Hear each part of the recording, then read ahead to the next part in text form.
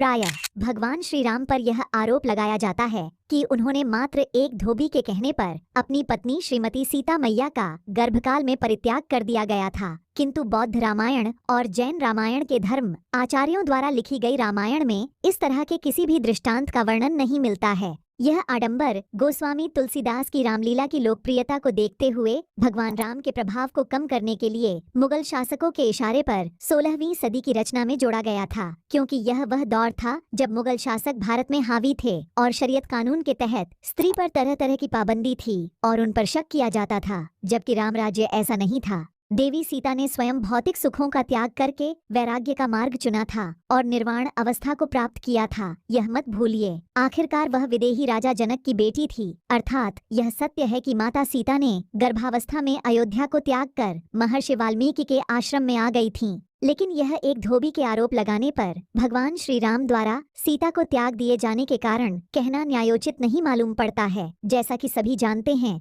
कि भगवान श्री राम से अयोध्यावासी ताड़का वध के कारण अथाह प्रेम करते थे और उस स्थिति में जब भगवान श्री राम को वनवास हुआ और उनके साथ लक्ष्मण और माता सीता भी वनवास में चली गई। इसी बीच राजा दशरथ का देहांत हो गया। तदुपरांत राजा दशरथ की अंत्येष्टि क्रिया करने के बाद जब भरत अयोध्या निवासियों के साथ राम को लेने के लिए चित्रकूट गए और राम ने साथ आने से इनकार कर दिया, तब भरत ने भी यह निर्णय लिया कि वह भगवान श्री राम की गैर मौजूदगी में राज सिंहासन पर नहीं बैठेंगे और उन्होंने भगवान श्री राम द्वारा दी गई खड़ाऊ को राज सिंहासन पर रखकर स्वयं नंदीग्राम में एकांतवास में चले गए। उसी दौरान शत्रुघ्न ने समस्त ऐश्वर्य को त्याग कर अयोध्या राजमहल के बाहर चबूतरे पर ही 14 वर्ष तक स्थायी रूप से रहने का निर्णय लिया, जिससे अयोध्या की समस्त जनता आंदोलित हो उठी और जन सामान्य ने यह निर्णय लिया कि जब हमारे राजा के 4 पुत्र ने समस्त सांसारिक ऐश्वर्य को त्याग दिया है तो हम भी भगवान श्री राम के वापस आने तक अपने समस्त ऐश्वर्य को त्याग देंगे। अतः समाज के आम आवाम ने अपने समस्त सुखों को त्याग कर वैराग्य का जीवन जीने का निर्णय लिया, जिससे पूरी की पूरी सामाजिक व्यवस्था ठप हो गई।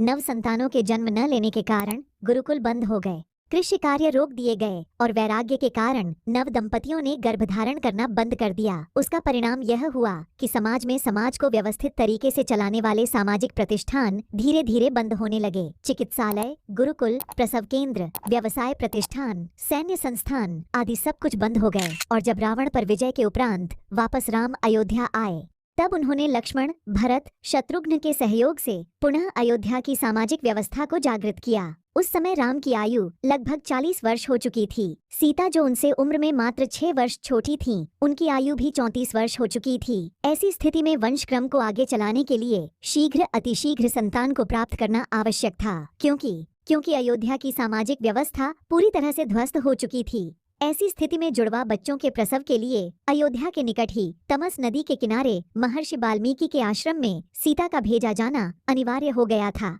क्योंकि महर्षि वाल्मीकि भील जाति के वर्ग का प्रतिनिधित्व करते थे। अतः भील जाति की महिलाओं के प्रसव एवं उनके बच्चों की शिक्षा के लिए उन्होंने उस समय एक उन्नत किस्म का चिकित्सालय एवं गुरुकुल संचालित कर रखा था। ऐसी स्थिति में यह आवश्यक था कि माता सीता को जुड़वा बच्चों प्रसव हेतु किसी समुचित प्रसव चिकित्सालय पर भेज दिया जाए। अतः माता सीता को महर्षि वाल्मीकि के आश्रम में सुरक्षित प्रसव हेतु एवं राजकुमारों की शिक्षा हेतु भेजा गया था, जहां पर उन्होंने लव और कुश को जन्म दिया। तथा यह बहुत कम लोग जानते हैं कि माता सीता के प्रसव के समय महर्षि वाल्मीकि के आश्रम में भरत व्यक्तिगत रूप से उपस्थित थे, जिससे किसी तरह की कोई यदि विशेष आवश्यकता पड़ती है तो उसका राज्य सत्ता द्वारा तत्काल इंतजाम किया जा सके। कहा जाता है श्री राम भी लवकुश के जन्म के उपरांत संतान दर्शन हेतु महर्षि वाल्मीकि के आश्रम गए थे। इसके उपरांत क्योंकि बच्चे जुड़वा थे तो उनकी देखरेख और शिक्षा हेतु माता सीता ने महर्षि वाल्मीकि के आश्रम में ही स्थायी रूप से रहने का निर्णय लिया, जिससे उनकी आने वाली संतान भी ऋषि मुनि के बीच स्वच्छंद वातावरण में पले बढ़े। यह माता सीता की इच्छा थी, इसलिए उन्होंने स्वेच्छा से पुत्रों की शिक्षा होने तक अयोध्या का त्याग किया था। तो दोस्तों, उम्मीद है कि इस पूरे वीडियो को देखने के बाद अब आपको स्पष्ट हो गया होगा कि माता सीता के त्याग के पीछे की वास्तविक कहानी क्या है। उम्मीद है कि यह वीडियो आपको पसंद आया होगा। ऐसे ही वीडियोस पाने के लिए हमारे चैनल को सब्सक्राइब करें। धन्यवाद।